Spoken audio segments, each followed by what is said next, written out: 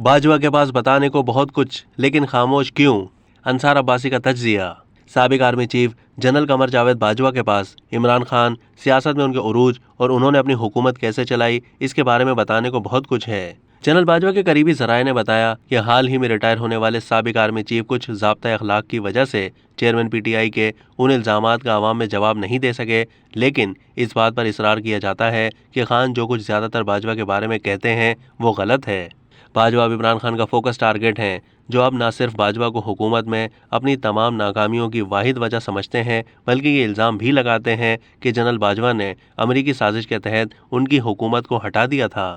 اگرچہ عمران خان کا کہنا ہے کہ یہ جنرل باجوہ ہی تھے جو نیب کو کنٹرول کر رہے تھے اور سیاستدانوں کی گرفتاری اور رہائی کا فیصلہ کر رہے تھے، دوسرے فریق کا اصرار ہے کہ خان اپنی وزارت عظمیٰ کے دوران اپنی اپوزیشن کے تمام اہم مخالفین کو سلاخوں کے پیچھے دیکھنا چاہتے تھے۔ ان ذرائع نے بتایا کہ جنرل باجوہ جب بولیں گے تو ان کے پاس بتانے کے لیے اس سے مختلف کہانی نہیں ہوگی جو سابق ڈی جی آئی ایف آئی اے بشیر میمن نے اس وقت کے وزیر اعظم عمران خان پر بنائی تھی۔ بشیر میمن کی طرح جنہوں نے الزام لگایا تھا کہ اس وقت کے وزیر اعظم نے خان کے مخالفین کو گرفتار کرنے کے لیے دباؤ ڈالا تھا۔ ذرائع کے مطابق سابق وزیر اعظم بھی جنرل باجوہ سے اس وقت کی اپوزیشن کے متعدد سیاستدانوں کو گرفتار کرنے کا کہہ رہے تھے۔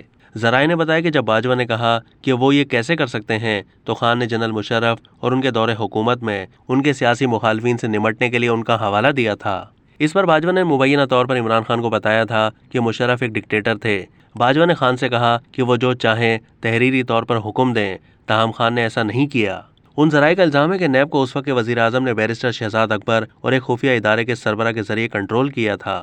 جب نئے D G I S I نے اس وقت کے وزیر اعظم عمران خان سے ملاقات کی تو وزیر اعظم نے ملک کے خفیہ ادارے کے اعلیٰ اہلکار سے پاکستان کے بڑے مسئلے کے بارے میں پوچھا تھا۔ ان ذرائع کے مطابق خان کو بتایا گیا کہ یہ معیشت ہے، لیکن خان صاحب نے جواب دیا نہیں، یہ اپوزیشن ہے۔ ریٹائرڈ جنرل کے قریبی ذرائع نے بتایا کہ ایک موقع پر پی ٹی آئی کے کئی وزراء کی موجودگی میں باجوہ نے مبینہ طور پر عمران خان کو ان کے تمام مخالفین کے ساتھ ساتھ ان کی پارٹی کے بہت سے رہنماؤں کو مزہ چکھانے کی خواہش کے خلاف خبردار کیا تھا۔ تاہم یہ ذرائع اس بات کی تصدیق کرتے ہیں کہ باجوہ سابق وزیر اعظم کو مشورہ دیتے رہے ہیں کہ وہ اپنی مخالفت کے بجائے معیشت پر توجہ دیں۔ اپنی حکومت کے دوران خود عمران خان کو نیب کے خوف اور اس کے معیشت اور سیویلین بیوروکریسی پر منفی اثرات کی شکایت کرتے ہوئے سنا گیا ہے، لیکن اپوزیشن کو ٹھیک کرنے کی ان کی خواہش نے نیب میں اصلاحات نہیں ہونے دیں۔ جنرل باجوہ پر زیادہ تر الزام لگایا جاتا ہے کہ انہوں نے اس پر گہری نظر رکھی جس کو عام طور پر عمران خان پروجیکٹ کہا جاتا ہے۔ خان کے مخالفین اور میڈیا کے بہت سے مبصرین کا الزام ہے کہ اسٹیبلشمنٹ نے تقریباً ایک دہائی پہلے عمران خان کی حمایت شروع کی تھی۔ پی ٹی آئی کا سن 2014 کا دھرنا بھی عمران خان کے منصوبے کا حصہ ہونے کا الزام ہے، جس نے مبینہ طور پر 2017 اور 2018 میں اپنے عروج کو دیکھا۔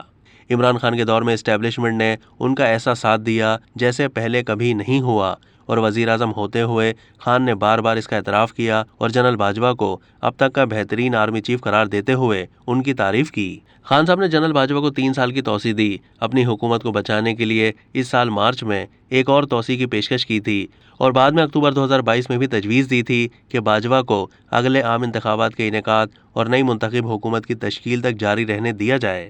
جنرل باجوہ نے اپنی ریٹائرمنٹ سے کچھ دیر پہلے اس بات کا اعتراف کیا تھا کہ ماضی میں اسٹیبلشمنٹ نے غلطیاں کی۔